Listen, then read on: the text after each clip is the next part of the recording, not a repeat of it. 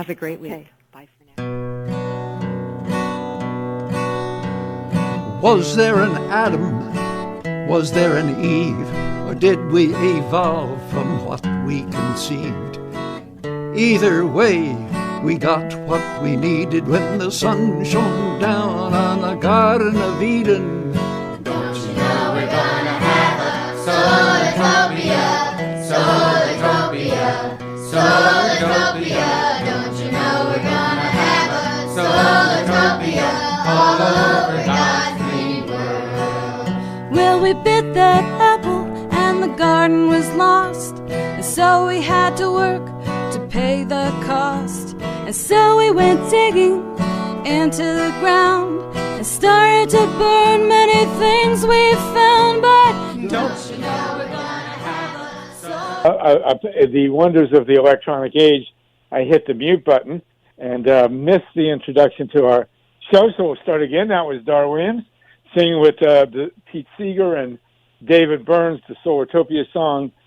Back with you here. We got a killer hour to go through with the astonishing outcome of these elections, the amazing outcome in Virginia, but we're going to really have to deal now with the possibility that the Republican Party is going to not honor the outcome of the vote in Kentucky, where they lost the governorship, but are talking about a coup d'etat. So I have the two great experts that come with us so frequently and fruitfully on this show.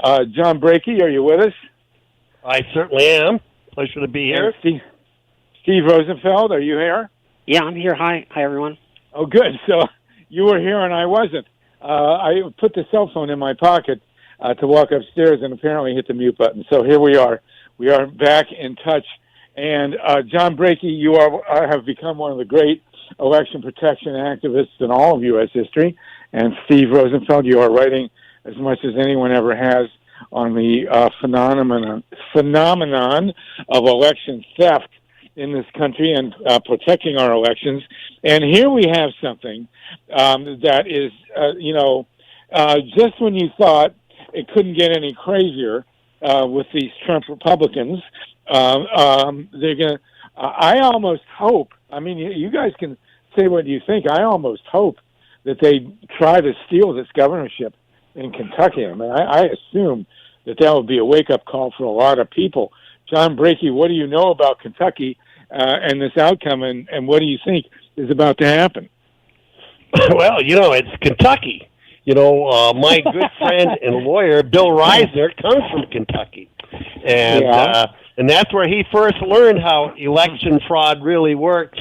But the election fraud that he dealt with and his father dealt with was more on a retail level, where we're fearful of a wholesale level, and who are the people programming this stuff and doing things, in that state. But it really comes down to how close this election was, and then the election chicanery that can come out of this by using some kind of a law to get him into the House, and then the Republican majority can decide, it really was the people wanted a conservative, and then turn around and blame the Libertarian Party for getting 2% of the vote.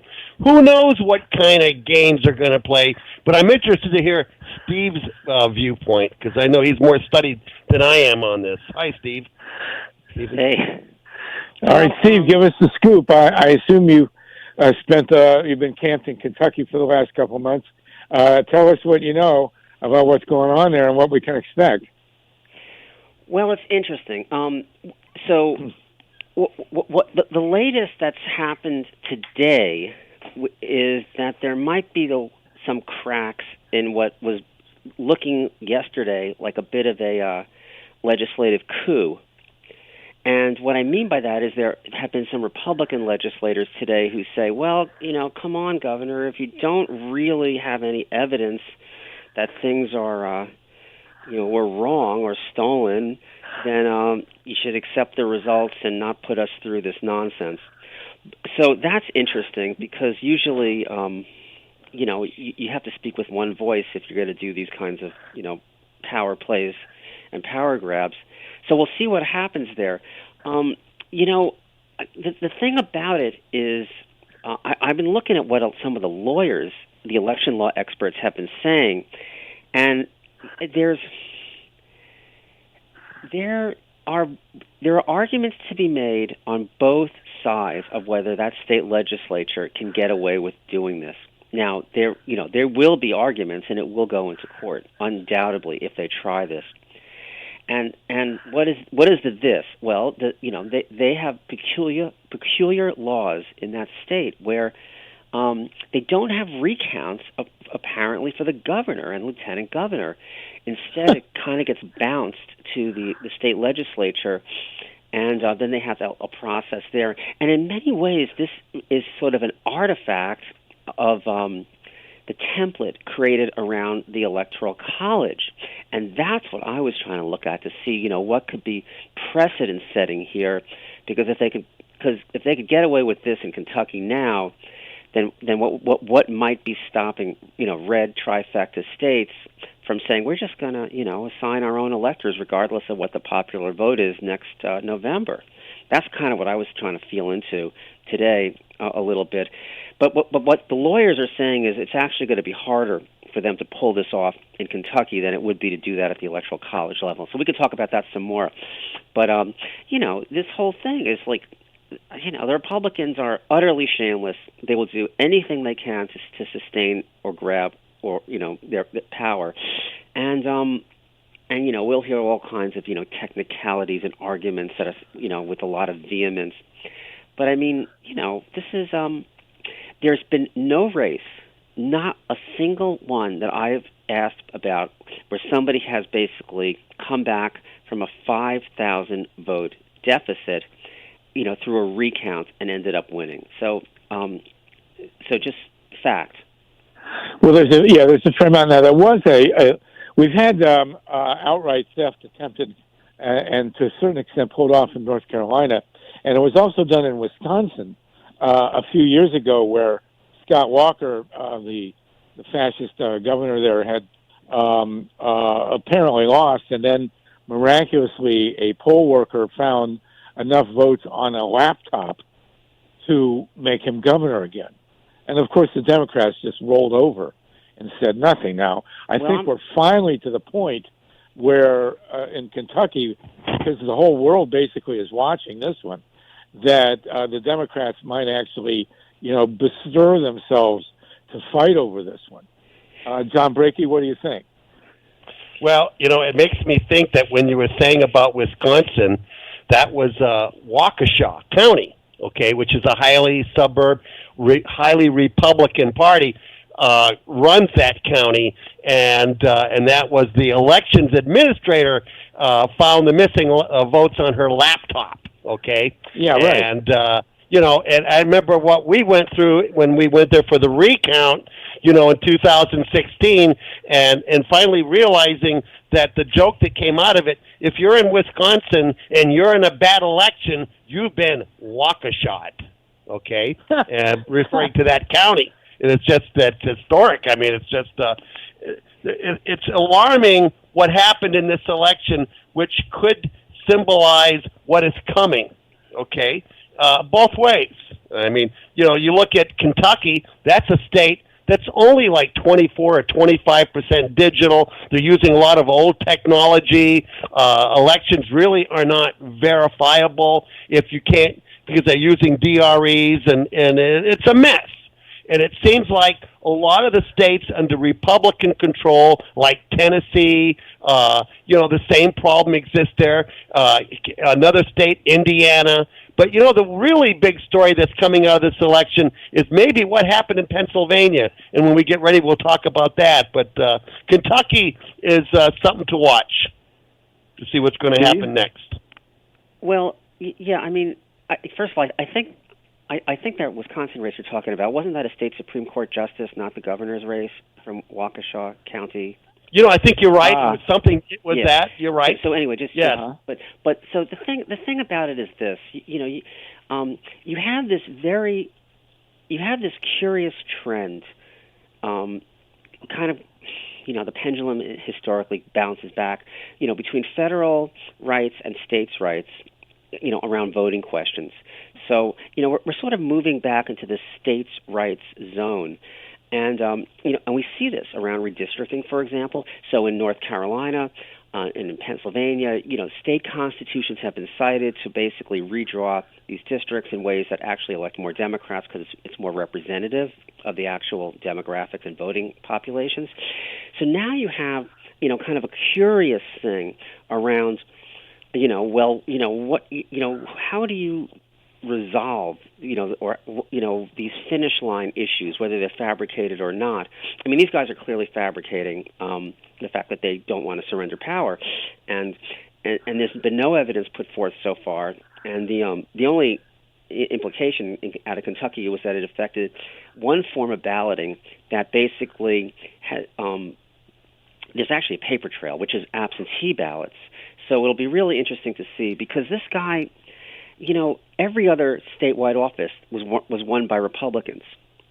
So so it's one of those things where, how can one, he's an unpopular governor. But, the whole thing here is, can they use a legislative process to try to subvert or overturn the popular will or popular vote? And what ends up happening is you get these lawsuits, these legal cases where you have some federal precedent where it goes to federal court where you're not able to change the rules, in the middle or after the game, which is kind of what the other side would argue here. What I am most interested in about this is, it's beginning to sound like his coalition is beginning to crack, although who knows what will happen. But I'm wondering how applicable something like this might be for 2020, because actually everything I've seen is that at the Electoral College there are far less checks and balances. And, the Bush v. Gore decision said that no state, is required to use the popular vote to choose their electors.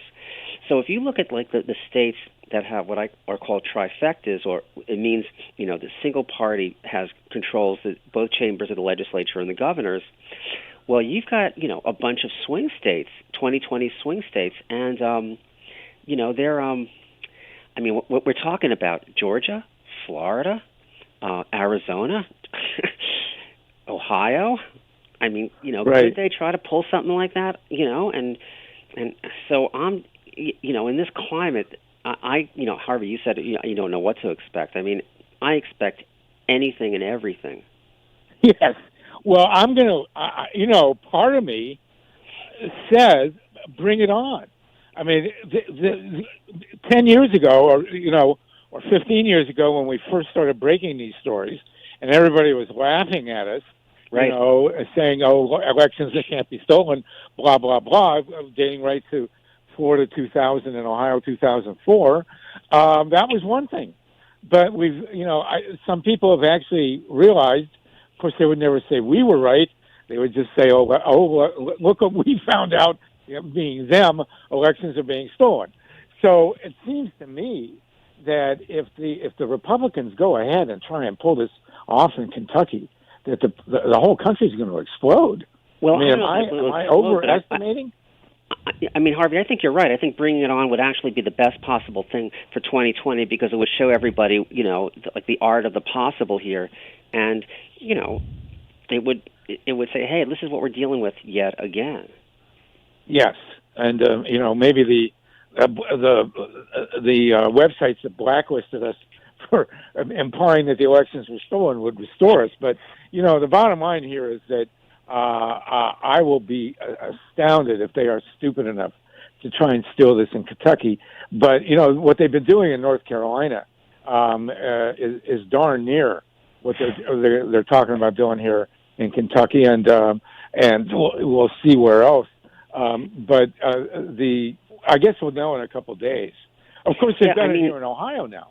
Yeah, the thing about this is, if you think about this, Harvey, this is not coming out of nowhere, this conversation we're having. In the last couple of years, in states like North Carolina, the legislature has basically tried to, change the composition of that state's Supreme Court. This has happened in other states too. You have Wisconsin also.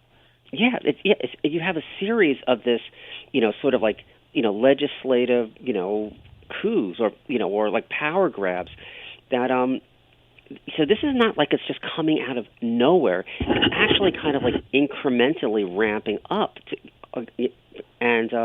yes. So we shall see. But this is not. We're not like fabricating this stuff up or being hypothetical or being like paranoid or conspiratorial.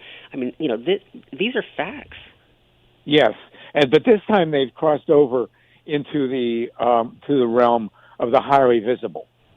Right. They've done this all sub rosa. There wasn't much coverage of what they were doing in North Carolina.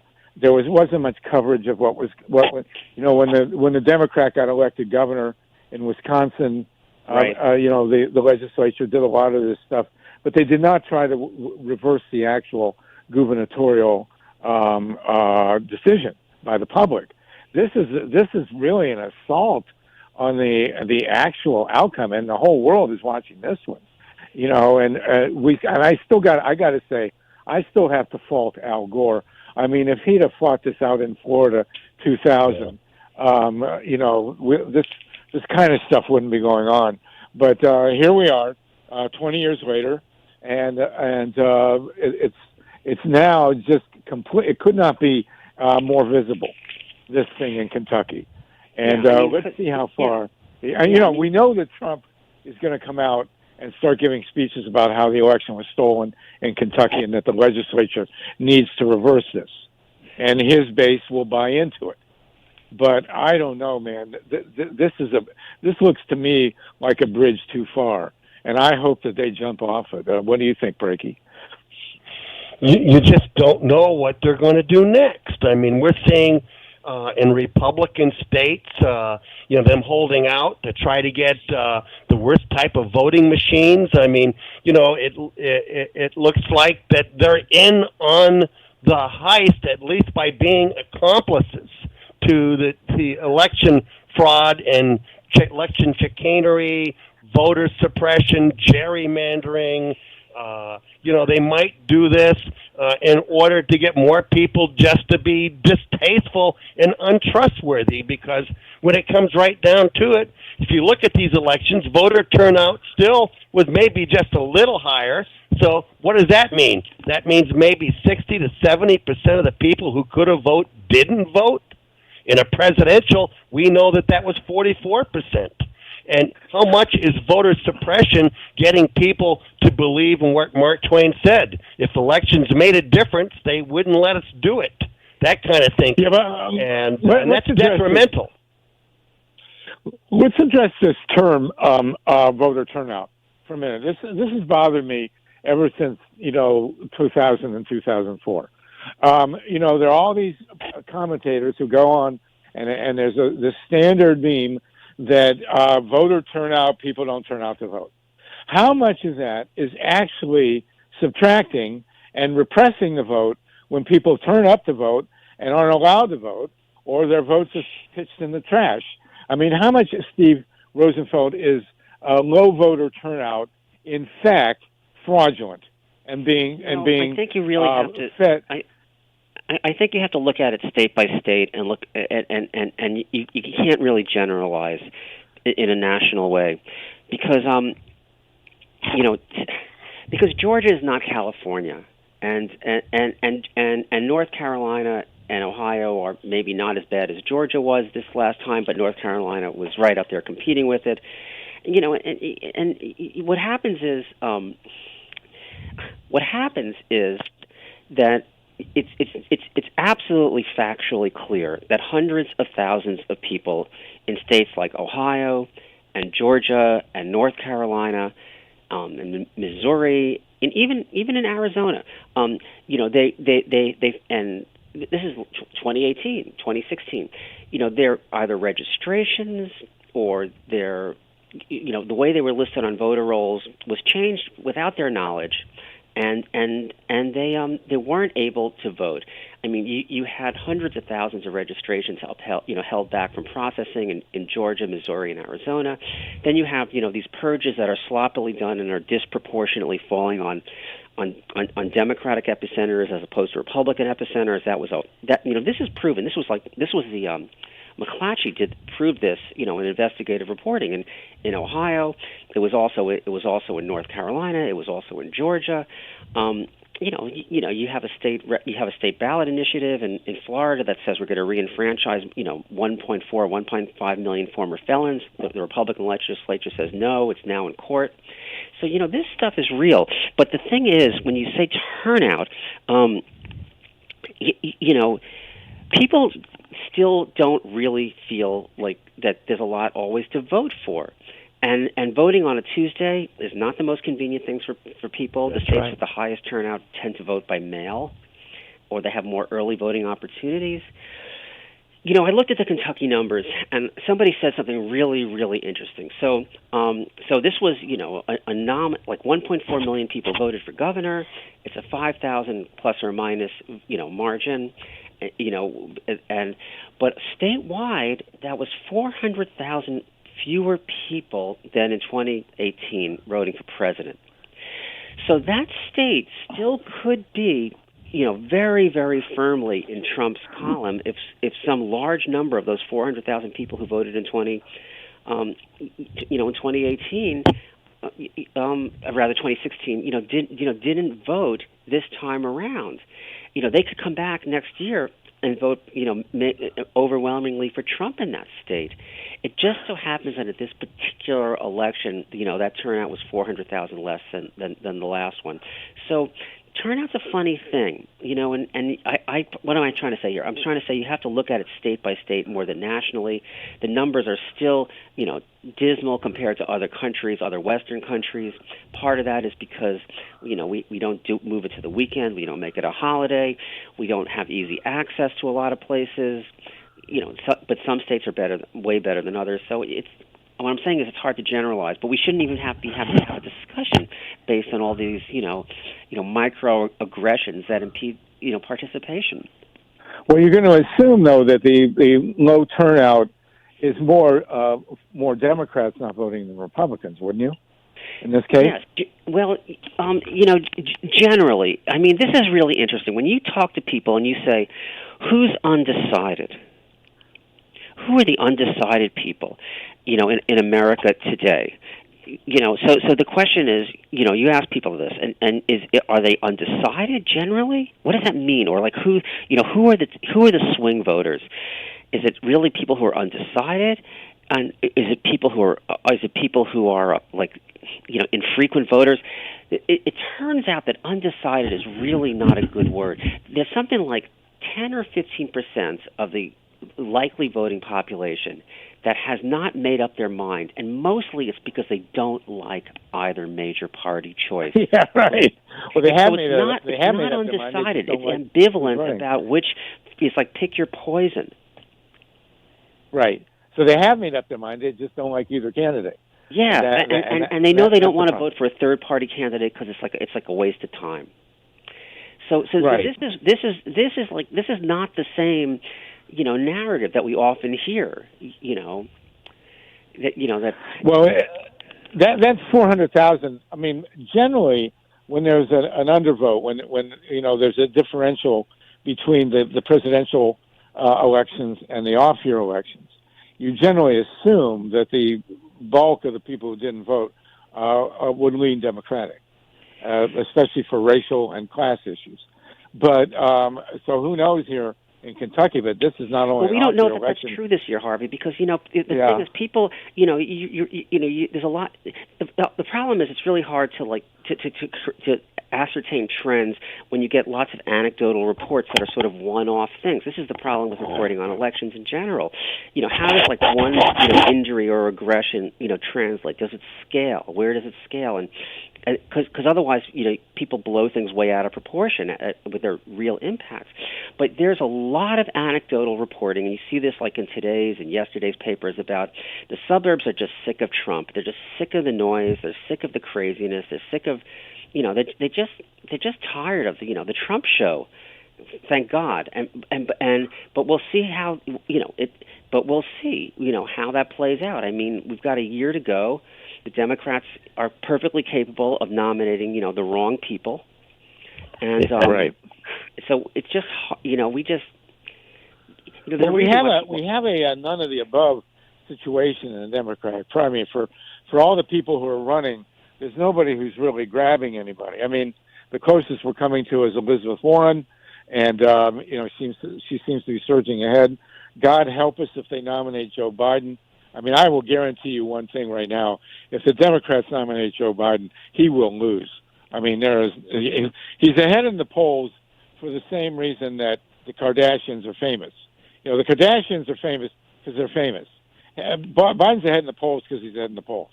And, people are supporting Biden because they think he can win because the polls show he's going to win, which is ridiculous. He's completely unelectable. And I love Bernie dearly.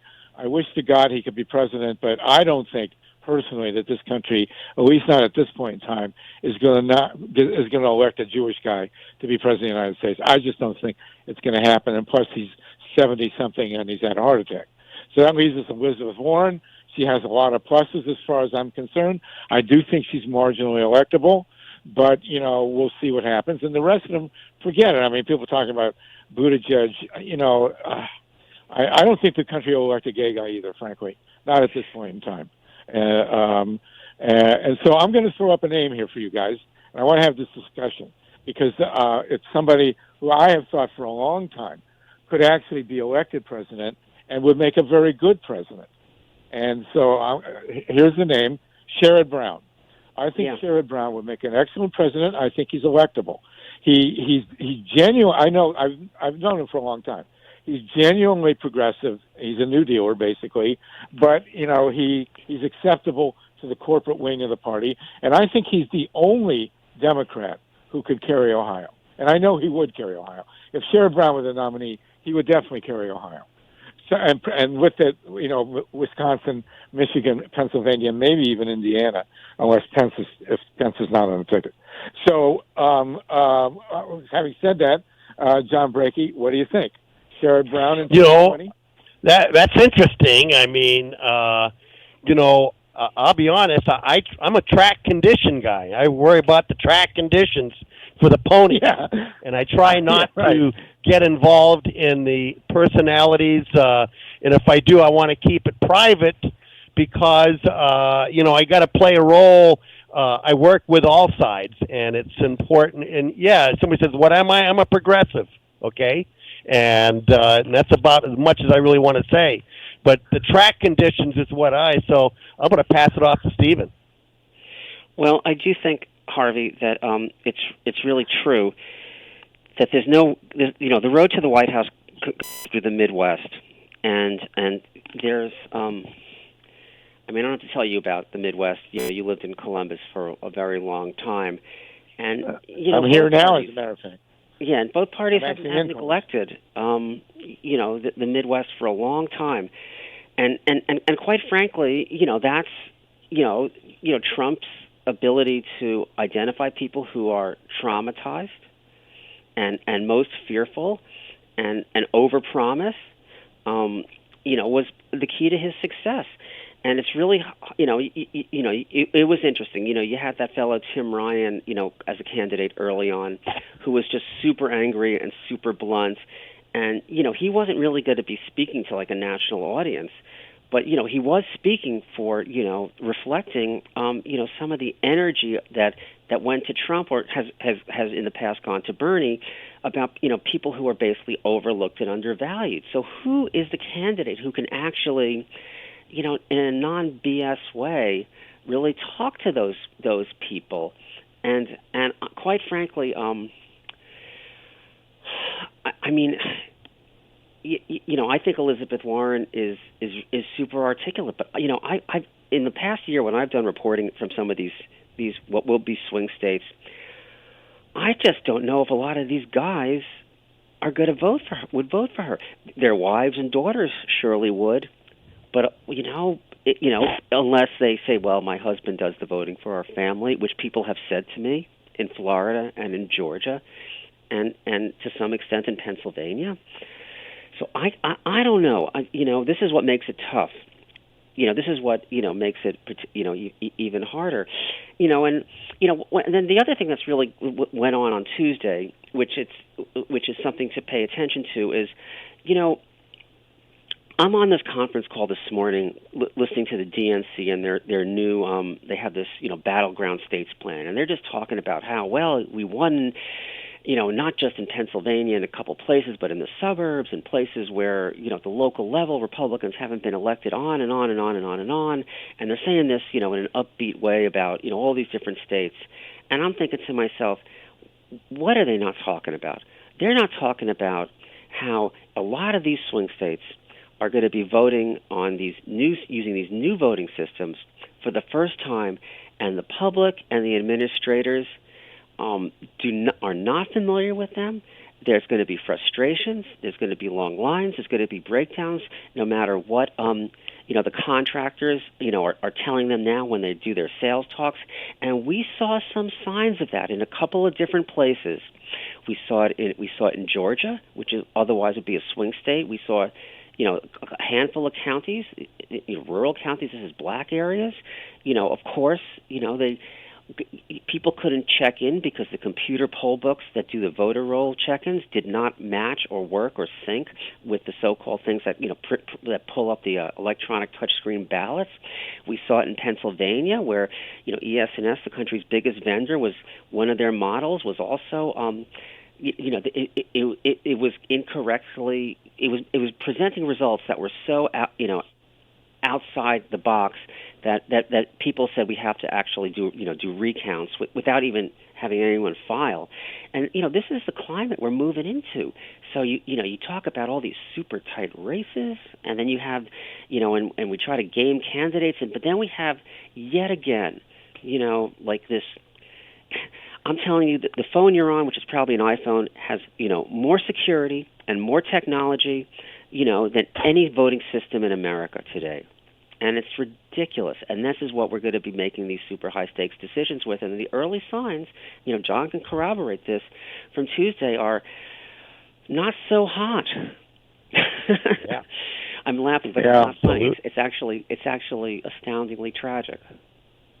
And after all these years, we're entering the most important election in human history with an electoral system that's completely up for grabs. Totally. Totally is. The mechanics of the voting and the counting of the votes, since we have decided that we're not going to have paper ballots in this country, that it's totally up for grabs. Well, they are paper. They're calling it paper, but it's not really. It's not the same as hand-marked human paper. This is a distinction that this is a bit of like sales talk propaganda. If a machine marks the ballot for you, that means that it's interpreting your intent.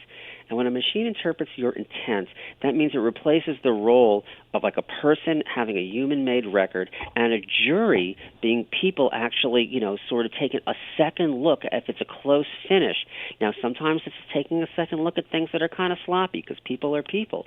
But if you just turn this all over to computers just because we want to be efficient, and people don't know like what's going on behind the scenes, and we're seeing these programming errors. I mean, Harvey, this machine in Pennsylvania, John could talk about this, the express votes. There are a couple models. This is one of their models. It's running on Windows 7, for God's sake. Windows 7. In 2019. And this machine is going to be with us supposedly for the next 12 or 13 years. And its operating system is Windows 7. Well, what Windows are we up to now? We're like 10 generations past that. Yeah. Mind-boggling. We're talking with two of the great election experts and activists in this country, John BRAKEY and Steve Rosenfeld. And let's take it another step further. All right, now are you ready for this one? I'm in Ohio. I came back here for many reasons, but the main one being that I have to tell this story because it leads us into the very worst nightmare of the electoral process, which is physical intimidation. Okay? We're not talking about the Jim Crow South here. We're talking about Ohio. What happened in Ohio, we've had shows on this, and I'm sure you guys are well aware, the state legislature, which is completely corrupt. I mean, bought and paid for. We have a utility in the north in Akron, First Energy, which is a mob operation, and they are running 2 nuclear power plants. And I can't even begin to tell you how bad these nuclear plants are. I mean, these are Chernobyls waiting to happen, Harry and Davis Bessie, and they, of course, are losing money. And so First Energy went into the legislature, which they rigged in the 2018 election. First Energy had a specific agenda going into 2018. They actually attacked a number of incumbent Republicans and defeated them in the primaries in 2018 with the long-term plan of replacing them, which they successfully did, with other Republicans that they knew would vote for a big bailout for the nuclear plants. We did have a lot of Republican opposition to the bailout to the nuclear plants because we actually, I know it's hard to imagine, but we actually had some Republicans in Ohio who were free market Republicans from a previous century.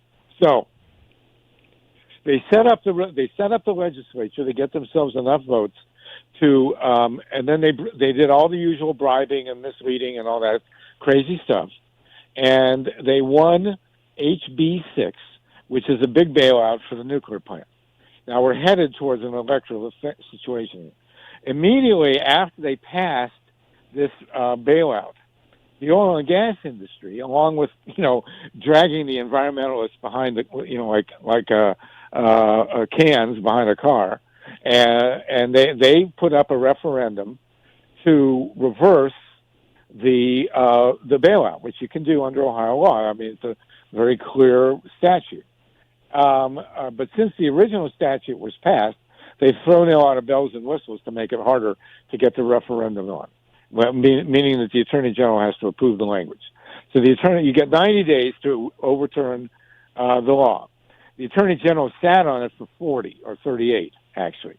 So you wind up with 52 days to reverse it. So then the company buys these insane, I mean, these are Monty Python ads showing how the Chinese are trying to take over the electric grid by repealing the bailout. But even through those ads, which are utterly ridiculous, the polls show a tremendous opposition throughout the state to this bailout for obvious reasons. This is a total ripoff. And even the media in Ohio, the Ohio newspapers, who are very conservative, were against the bailout and were appalled by these insane ads that were on TV. And here's where the rubber hits the road. So the opponents of the bailout, in order to get the referendum on the ballot, need about 250,000 signatures validated. They started hiring people. I mean, it's a luxury to have money in a situation like this, because it's oil and gas. They started hiring people. And when the people that they hired went into the field to gather signatures to put this referendum to repeal the bailout on the ballot, they were physically assaulted by hired thugs from the nuclear industry. Now, this is a new level here. Wow. This we haven't seen since the Jim Crow South. In Ohio, people who were paid signature gatherers, who were standing on street corners and at grocery stores and at college campuses, as we've been doing in the United States for centuries, gathering signatures for a legitimate, state-approved referendum, were physically assaulted by thugs from the nuclear industry. Now, this is Germany in the 1930s. This is really serious stuff. And as a result of this, they did not get the signatures.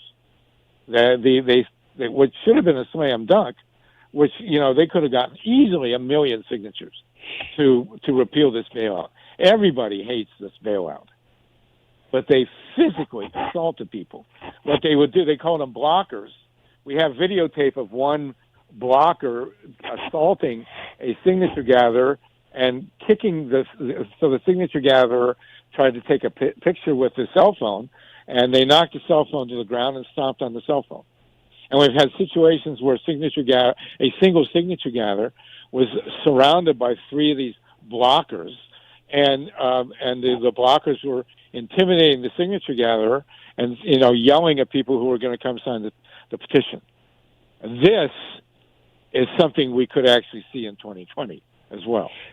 I mean, in various forms.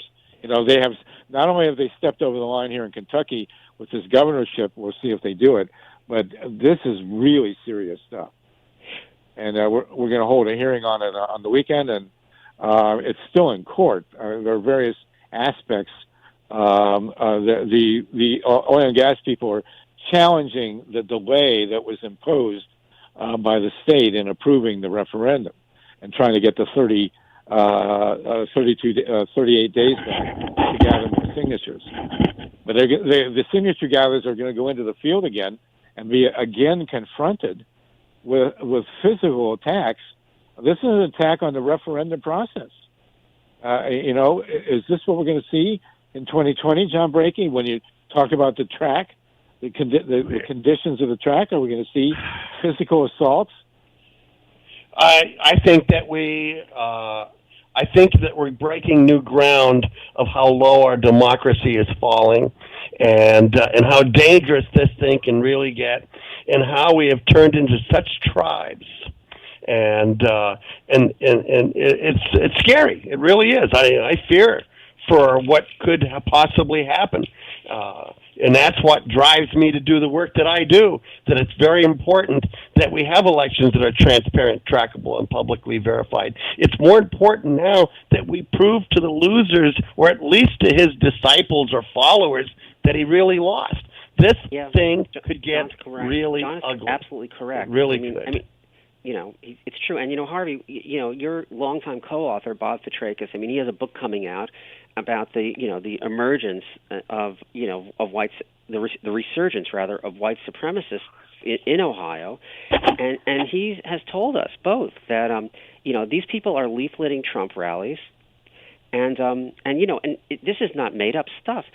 He encouraged people, he being the president, to take and the NRA to take their guns to the polls in 2016.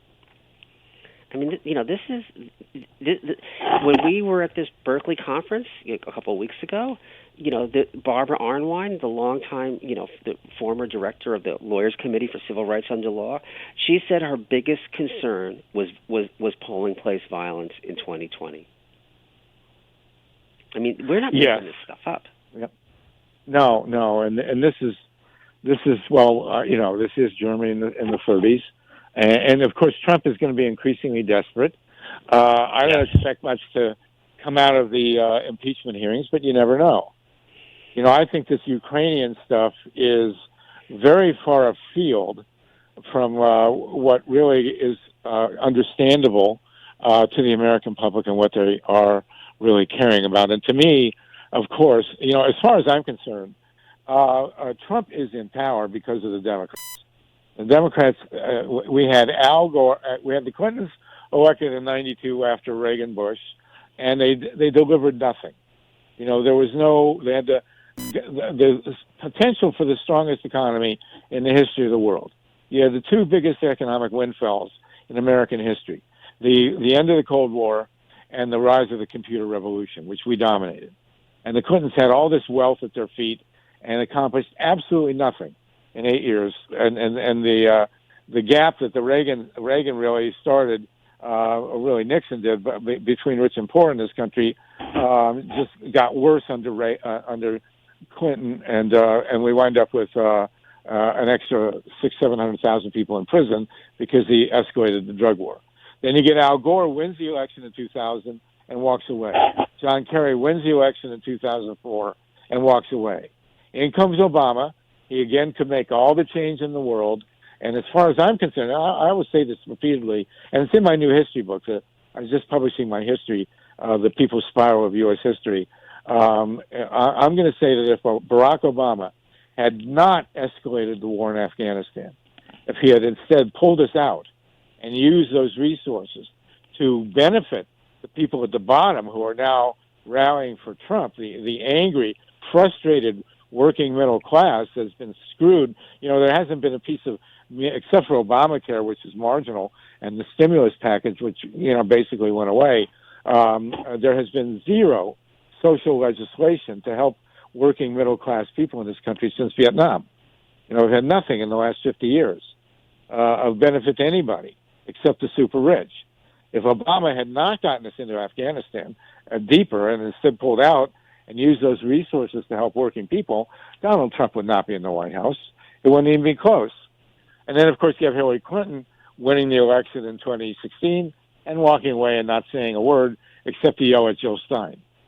So, this is where we're at now. We have a fascist in the White House, and we're looking at a definitive election. And as you say, John, we're going in with a rigged track. And if this Kentucky insanity helps people look more closely at what you guys have been working on here in terms of the mechanics of the election, that would be helpful. But, geez, we're really up against it here. John, do you see it making progress anywhere? I do see the progress. It's just, can we get enough people to jump in? Hey, listen, 78% of the country right now is digital with images, okay, that could prove if elections are real or not, okay? And but what's happening? They're being destroyed. These are the actual documents these voting machines counted. They don't count the ballot. They count the picture. It's generated the chain of custody. It's evidence, and it's allowed to be destroyed. And then it's very hard to get at the originals. You look at what happened in Pennsylvania on these express votes are very interesting. There was a three-way race. Do people go ahead? One guy who ran before, who's a well-known Democrat, wound up after 105 precincts were called in with only 164 votes. He wound up, after the recount, they found an additional 25,000 votes, or 26,000, and he turned out that he won. And you have to ask yourself, well, if they're doing these logic and accuracy tests and they're as good as they say they are, how could this have happened? Unless there was a background program that may have got triggered. It could be a number of things. That's why we need elections that are transparent, trackable, publicly verified. That's why those images are important. That's where we can count them independently and maybe get more people to believe in our democracy, that it really does matter voting, if we can prove that it's real. And that's the job we want to do. We want to make elections that way by giving it a tetanus shot called transparency. That's the ultimate goal. I'll turn it back over after that. Steve? Well, John's really correct. And, the thing is, we have a new generation of voting technology where basically two things are happening. People are saying, who are pushing the technology are saying there's going to be more and more of a paper record. Now, whether it's generated by computer or by hands, let's just push that to the side for a second. Obviously, I think it's much more important to have, a human traceable action. But then what you have these systems where they're not literally, nobody's looking at the piece of paper. What's happening is software is analyzing each page as a grid, and it's basically associating the grid coordinates with candidate choices. And this is happening at the precinct level, and then what happens is that kind of aggregates like a pyramid, like building blocks. Each is a brick as it gets all the way towards the top where you have like a central counting process. Well, what's happening is, Harvey, you said like the Dems. Well, progressive activists, for the most part, who got involved after 2004 in Ohio, have been fighting anything involving computer records since then. And they have basically tried to kill, and in many cases have killed, the use of these ballot images as part of a record that can be examined in a double-checking process.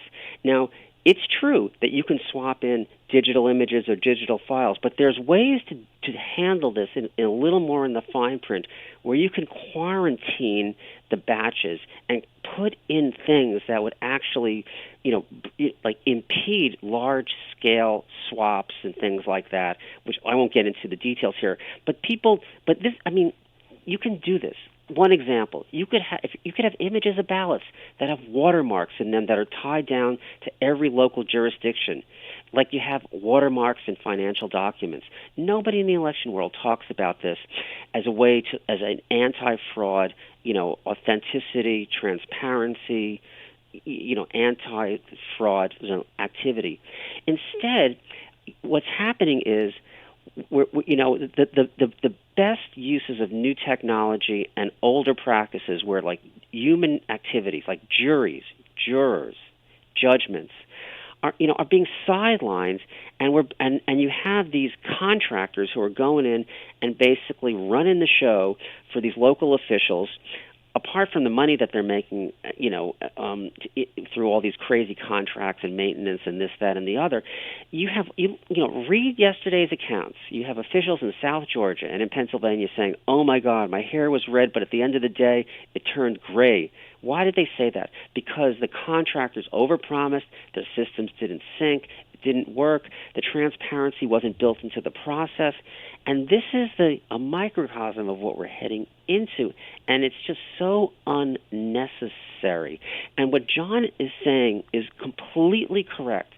We need to be able to have losers be convinced that they lost. This guy in Kentucky, he cannot be convinced that he's lost. Now, maybe he's an egomaniac and he's a jerk and all these other things, but 5,000 votes separating in a statewide election. There has never been a recount that has overturned and reversed 5,000 votes. And I called people this morning asking about this in recent history. So we have to have systems where, like, the public can and the losing sides can accept that they lost. Well, we know Donald Trump is never going to accept a loss. I mean, if he's out of the White House, Donald Trump will go straight from the White House to the big house. I mean, and he knows that. And so and everybody knows, we're exactly a year out from the election, and everybody knows that he is not going to leave voluntarily. And so the question then is, how many holes are they going to put in our democracy leading up to the election? This is the key. And we're now down to physical intimidation, and this doesn't get any more serious. So, well, you're correct about that. You are correct, and you're not the first person to make that observation either, by the way. And it's no, but we it's no longer theoretical. We have video of people in Ohio assaulting signature gatherers. I mean, that's where we're at now, and this is over a nuclear plant. Two nuclear plants, for God's sakes. So don't get me going in that direction. So, you guys are doing yeoman work here, and I think this Kentucky situation is spectacular. Even if they don't challenge it, they certainly managed to raise the issue, over a governorship in a state, and hopefully it throws Mitch McConnell's state into some kind of limbo as well. I can't let this go by without commenting either. Jeff Sessions is going to run for the Senate seat in Alabama. And on the one hand, okay, he's Jeff Sessions, a pretty unsavory character, but they have really made an enemy of him. And I'm almost intrigued to see him back in the Senate. That would be pretty interesting. We've been talking with Steve Rosenfeld. Steve, what's your latest book? Oh, my latest book, it's like 2 years. It's 2 years old. It's called. Well, where do people get your stuff? Where do people read? Well, my stuff, it can be seen. The easiest place to see it is probably on Salon. But I work for the Independent Media Institute, and they syndicate stuff. They syndicate, my pieces to throughout what I call the lefty media ghetto. And some websites are more easily read than others. I like the way stuff appears at Salon. I like the way stuff appears at National Memo. I like the way it appears, Truth Dig. I like the way it appears at a bunch of places. But Independent Media Institute is, they have links to everything. All right, very good. And John Brakey, how do people get a hold of you and support your work? First off, I just want to give a shout out to Stephen because I had his book right in front of me, and it is a great book, and it's called Democracy Betrayed: How Superdelegates, Redistricting, Party Insiders, and the Electoral College Rigged the 2016 election. It's a great book. It tells a roadmap of what happened, because if you don't understand history, you're condemned to repeat it, and that could happen. Well, how to get a hold of me is... yeah? Oh, go ahead. Do that. Yeah, if you get a hold of me, is johnbrakey@gmail.com. My site is easy. It's election.USA.org. You'll find me on Facebook as John Roberts Brakey or Audit USA. And thank you for having me on. And thank you, guys. And I'll put in a plug. My History of the United States, which is now called The People's Spiral of U.S. History, is actually pretty much done. I'm finalizing the physical stuff over the weekend. If you want to copy, email me at solartopia@gmail.com. This is a History of the United States I've been working on for 50 years. And you said the history, people who don't study history are condemned to repeat it. We have to quote Mark Twain as well. He said that history does not repeat itself, but it does rhyme. And we are really watching a rhythm here. I'm going to keep having you guys on. You're great guests and really doing spectacular work here. Thank you, crew in New York, and sorry for my cell phone glitching out a couple of times. That's life in the fast lane. This has been the Solartopia Green Power and Wellness Show. We'll be back again next week. I'm going to post you can get the replay on this. Go to prn.fm, where all my shows are stored, and we will see you next week in a democracy, we hope. Thanks, guys. See you next week. Garden of Eden. Don't you know we're gonna have a Solartopia, Solartopia, Solartopia. Don't you know we're gonna have a Solartopia all over God's green world. Well, we bit that apple and the garden was lost, and so we had to work